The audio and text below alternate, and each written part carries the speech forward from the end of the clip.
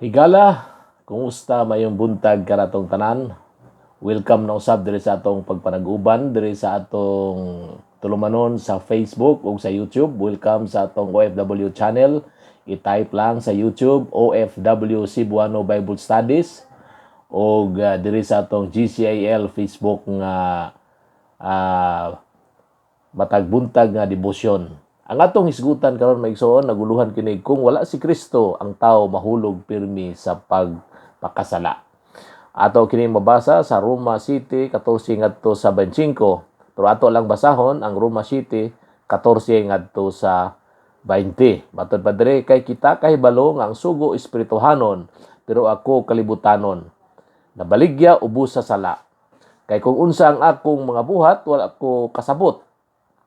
Kay unsay akong buhaton ang wala na ako gibuhat. Apan kung unsay akong gikasilagan, akong gibuhat.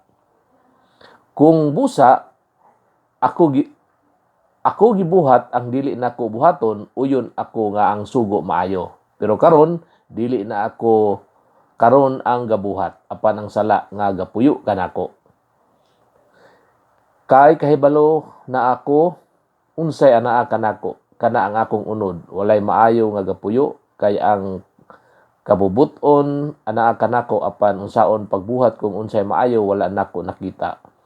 Sa kaayuhan nga akong buhaton wala nako buhata, apan ang dautan nga dili nako buhaton akong gibuhat. Karon ko buhaton nako ang dili nako buhaton, dili nako ang gabuhat niini apan ang sala nga gapuyo kanako. Mao ni ang Romans 7:14 to 20. Si Pablo mipakita kanato unsa ang tao mabuhi kung wala si Kristo. Ang tao ubos sa kahadlok sa sugo, wani ayaw ni buhata, bawal ni. Wala gi klaro ni Pablo ining basahon. Hinuon kini ang hulagway sa pagpaningkamot sa kagalingon. Kining gitawag og self nga struggle nga sundon ang balaod sa pagkamatarong nga gi-impose sa kalibutan o gi-impose sa mga moral nga mga balaod diri sa atong diri sa mga religious nga law. Pinaagi sa philosophical nga pangunahuna o ideolohiya lamang apan niini nga basahon iyang giabrihan kung kinsa ang tao pinagi siya kagalingon pagkunpisal kung kinsa siya. Ang balang espiritu nakapahumok sa konsensya sa apostol nga iyang gibati bisan ang pinakagamay nga distansya gikan sa pagbuot sa Dios kini makuyaw na. Si Pablo miingon kung siya miingon ako unod nun. So siya mismo maigsoon mi angkon nga siya unod nun o matod pa hangtod gilantaw ko akong kagalingong abilidad matag tao unod nun tungod kay nawala ang imahe sa himaya nga Dios nga gihatag kaniadto. Tanang tao nakasala og nagkulang sa himaya, silang tanan nahimong salawayon ug ang espiritu sa sugo o balaod misilot nila sa ilang konsensya tungod sa ilang mapasigarbuhon nga pagkahakog. Ang mga santos nawad-an og paglaom sa pulong sa Dios tungod kay nakadungog sila ani nga pulong ikaw magbalaan kay ako balaan. O sila nasubo sa mando ni Hesus, ikaw unta perpekto sama sa imong amahan sa langit nga perpekto. Si Pablo nangumpisal sa iyang pag-antos tungod sa unudnong kinaiya sa tao nga dili makatuman sa Dios pinagi sa iyang kagulingong gahom. Di pa ginato matuman ang sugo sa Dios pinagi sa atong gahom. Unsa ka makalilisang giangko no nga walay kapas ang gahom sa tao. Mismo ang atong apostoles nga miangkon siya sa iyang isulat. Bisan niana adunay dako nga paghandom ang matag tao nga magbuhat og maayo ug magpuyo nga putli og balaan. Tanang tao nangandoy nga magnutan. Maski ang pinakaubos nga tao adunay panghandoy bisan kita dili lamang maghisgot sa sala og ang gahom niini o kita panghambog sa uban apan kinahanglan nga kita magpabilin sa sugo sa Dios sa atong hunahuna kay sukad walay tao nga dautan nga dili gusto mabuutan. Gusto kita nga mabuutan kita maigsoon. Ug matod pa subo lang siya kinsa buot magtinarong sa iyang paghandom mapakyas pagpadayon og mibuhat batok sa iyang mayong nasugdan nga katarong. Babita na nabita mga tao nga gusto gyud nga magbinutan na, pero ang problema sa pag-sustain. Kaya nagsugod na silang maayo, pero along the way mutulibagbag usahay. Matod pa sa atong gisgutan, siya ang kaaway sa iyang kagalingon, iyang gitraidor ang mga maayong pagtugot ug napildi ang tingog sa iyang konsensya. Usahay bitaw kayon ta nga naghimo namon ta kog mga resolusyon, pero nga di man gakatuman. I know nga experience man nimo igsoon nga mo na ni akong sundon nga mga habits, pero lisod kay sundo, no? Ang maong pag-angkon dakong kamatuoran may tungod sa pagkabangkaruta sa unod sa tao. Si Pablo miangkon sa iyang pagsulti, nasayod ko nga diri kanako akong unod walay maayo nga nagpuyo. Kay ang maayo nga akong buhaton dili nako buhaton, apan ang dautan nga dili unta nako buhaton akong gibuhat. So gaangkon, kung giangkon ni Pablo ang atong apostoles, o ang pangutana diri, ikaw sad nag-angkon ba sad gaini? Og miangkon nga ikaw mismo dunay kapakyasan. Ang imong isalig, ang imong hugaw nga kagalingon sa grasya sa walay katapusang maghuhukom. Ang apostol nagtawag sa matag usa sa tawo nga ulipon sa sala tungod kay ang gahom niini milambo nga balaod, diin iyang gitawag nga balaod sa sala. So dunay gitawag og balaod sa sala nga nagpuyo kanato. Kini ang naghinungdan sa pagkawala sa paglaom tungod kay imong kaugalingon uyog sa mga riha sa prisuhan ug dili makabiya niini.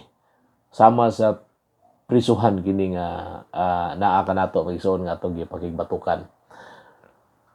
So ang pangutana diri, wala bay makatabang? Si Pablo nagtudlo kanato sa lawom nga kasayuran niining hugaw nga kaugalingon nga niasulod nato. So mismo ang atong apostoles naghatag kanato og hint na igsoon usaon kini. Ang testimonya sa apostol nakalibre nimo gikan sa taphaw nga pagtuo. Tungod kay wala nila maila ang ilang limitasyon. Bulahan ang nagtotoo nga nasayod at tubangan sa kabalaan sa Dios nga siya sa iyang kaugalingon dili ba kung sa iyang kaugalingon moangkon nga siya makasasala o ang kunon niya nga nagkulang siya, bangkaruta siya sa iyang pagkamatarong. Bulahan ang tao nga makaila sa mangilngig nga paghukom sa sugo nga nagulipon sa iyang kagalingon. Mao mo guni ang balaod sa sugo nga nagulipon nato. Bulahan siya nga nahimong gawasnon gikan sa kagustuhan sa kagulingong katarong o kinsa dili mosalig sa tao apan nagsalig kang Kristo lamang. So ang solusyon may igsoon sa atong kapakyasan sa atong unodnon nga pagkatao diha ra gyud sa pagsalig sa atong Ginoo. Salamat sa Ginoo tungod kang Hesukristo nga madaugon. Kung wala siya, kita mawala og mangilad ang atong kagalingon sama sa uban. Iya kitang gihatagan og kamatuoran og bag-ong gahom. Iyang belang espiritu naghatag kanato og kinabuhi og naghupay kanato og naghatag paglaom diha sa bugtong maluluwas. Maigsoon ang atong paglakaw sa atong pagka-Kristohanon, nagsalig kita sa kusog sa espiritu nga nagpuyo kanato, dili sa atong unudnon nga resolution o resolve o atong paningkamot o atong desisyon nga magbinatarong nata.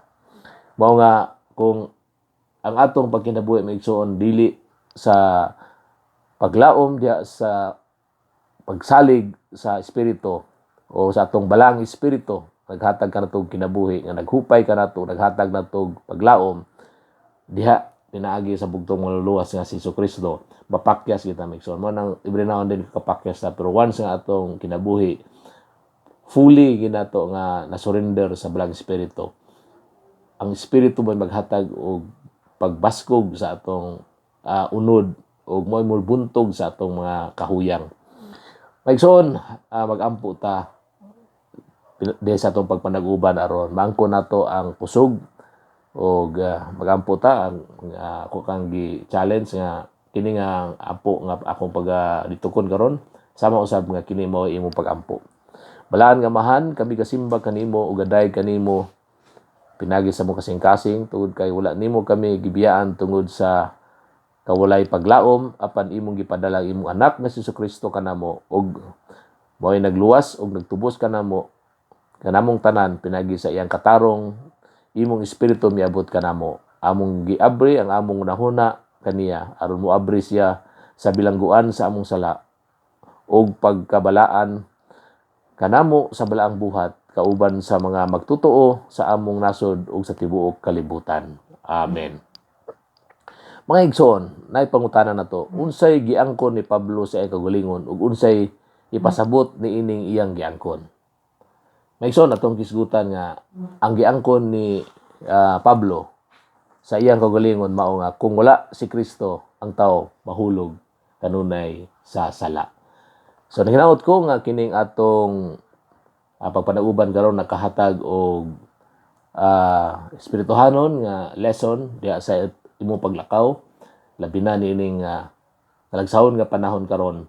Salamat ko sa imong pagpaminaw og may buntag. God bless kanatong tanan.